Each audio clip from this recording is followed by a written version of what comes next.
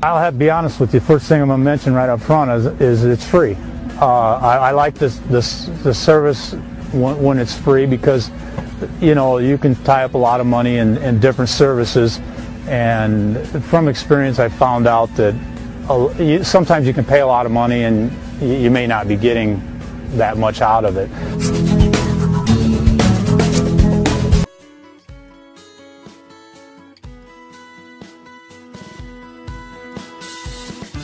Good afternoon, welcome to GrainTV. My name is Cody Bills. This is Logan Burgess. Today is Friday the 16th for the weekly wrap-up. Let's turn right over to the platform here and see where we closed off the day. Corn for July trading down 3/4 cent. Corn for December trading up a half penny. Soybeans for old crop July contract down 5 1/4. Soybeans for new crop trading up 3 3/4 cents. And wheat in Chicago down 4 cents. Logan, what was the deal today?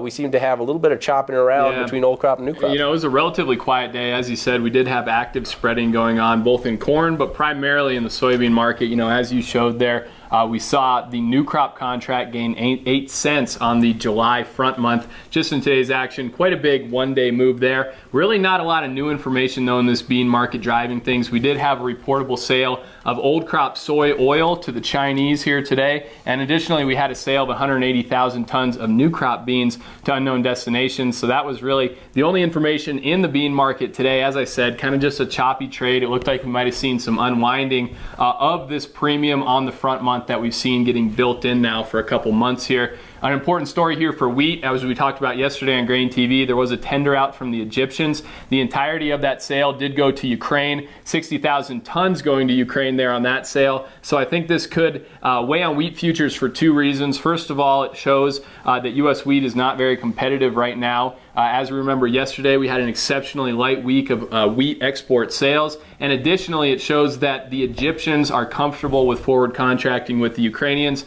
They're comfortable with the ability of Ukraine to be able to deliver on these contracts. And that's been a story that has supported the wheat market here, really as civil unrest has spread in Ukraine. So, you know, on those two issues, wouldn't be surprised if wheat had a little bit more weakness as we start next week. Not a great way to end the week here, I guess, in terms of wheat market fundamentals. Yeah, definitely. And let's actually switch gears here and move over to the cash market. It is kind of interesting when I was developing these maps today. What you'll notice is that the Northwest is actually increasing in basis here. A lot of those basis gains came from the Northwest. On average across the U.S., we saw corn basis increase 1.5 cents. We saw soybean basis increase 5 cents, but the majority of the basis increases came in that Northwest area. It wasn't uncommon, particularly for soybeans, to see basis improvement of between 15 and 20 cents for that North Dakota, Minnesota, and South Dakota area there for soybeans. On average for that northern plain region, we did see soybeans up about 7 1/4 cents in terms of basis there, and for corn they were up about 3 cents. But I think what's kind of interesting here is that we are seeing improvement during the planting season. Now, one thing to note is that on Monday's report for crop progress, we did see North Dakota only 3% planted compared to being really about 33% planted as of normal. You know, Minnesota was also behind pace.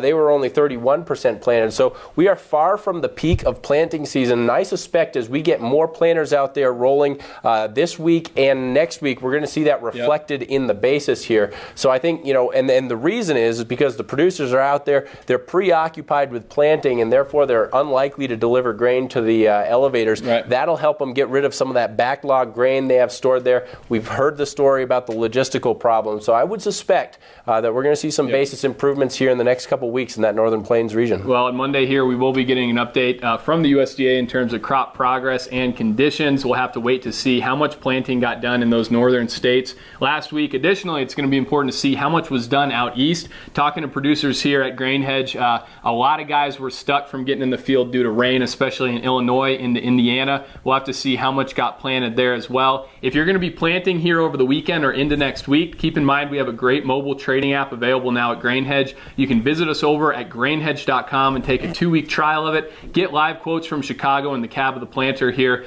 to keep an eye on the markets, place trades, and even do some charting. So as I said, visit us at grainhedge.com if you're interested to take a look at that. Coming down the pipe here next week for the grain market, as I said, crop progress is going to be out on Monday, EIA on Wednesday, Thursday, we'll be getting export sales, and additionally, we have the Chinese selling corn and soybeans at a state reserve, so could be a busy week in terms of market fundamentals. We'll help keep you posted on it here on GrainTV. Thanks a lot for joining us on a Friday. We'll see you on Monday.